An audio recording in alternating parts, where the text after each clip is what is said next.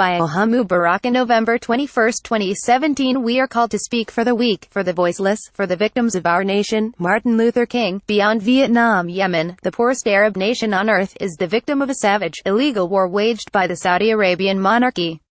Armed to the teeth with the most sophisticated weapons in the world, manufactured and supplied by the merchants of death in the United States, the Saudis are providing another grotesque example of what happens when a powerful nation with modern weapons is unrestrained by law and basic human decency.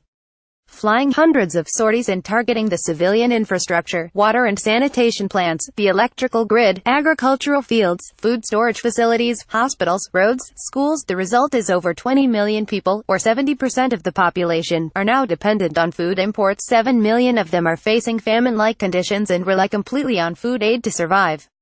Conservative reports put the number of dead from the Saudis' barbaric air war since March 2015 at over 11,000, with the vast majority being innocent civilians.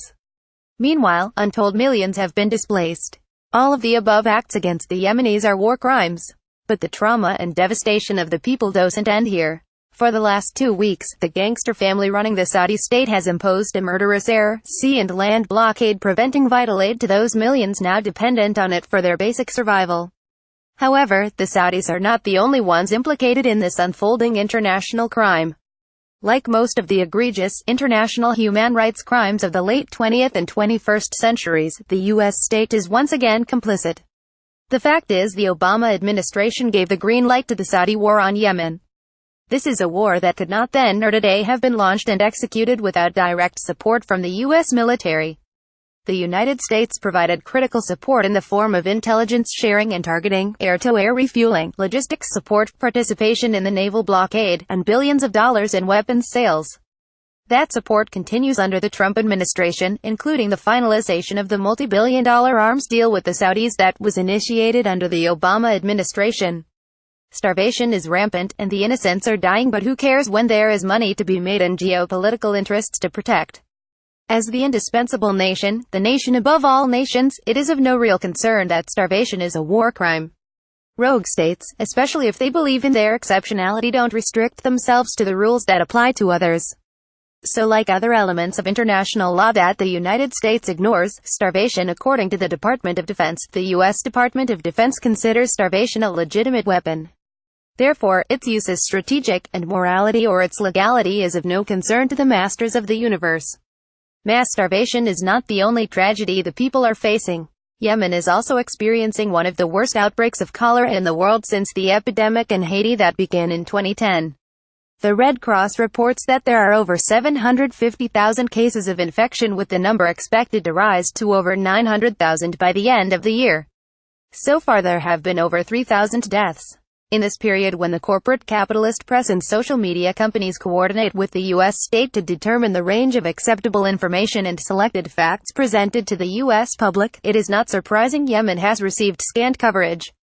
Yet, in those few instances when the Obama administration felt compelled to comment on the situation, usually when the foreign press asked, it downplayed its role.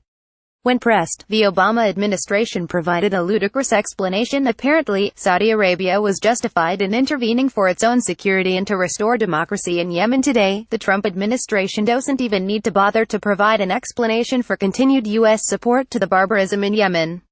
More focused on domestic political intrigue, his critics are not concerned about the crimes against humanity and war crimes being committed by the U.S. administration in Yemen. Recent legislation introduced in the U.S. House of Representatives in the form of a resolution to compel the administration to comply with the War Powers Act on Yemen or withdraw U.S. forces has stalled after generating minuscule interest. Since the people who are dying are over there, to borrow from Senator Lindsey Graham, who cares? And who cares if U.S. involvement is constitutional or not? Once again, the hypocritical morality of the U.S. and the West is exposed. With all of its moralistic pontificating about human rights, humanitarianism, the responsibility to protect the global public is reminded that U.S. and Western geopolitical interests will always trump their supposed commitments to the rule of law, human rights, and all of the other high principles that they have consistently violated through practice. Dr. King suggested 50 years ago that the United States was approaching spiritual death, that the deep malady in the American spirit was producing a sick people and making the United States a danger to the world. With mass shootings, the epidemic of suicides, pervasive drug addiction, intensifying anti-Semitism, xenophobia, Islamophobia, misogyny, white supremacy, generalized narcissism, and the normalization of war, the conclusion should be obvious today. The United States is a much sicker nation and an even more dangerous threat to the world. The people of Yemen are suffering.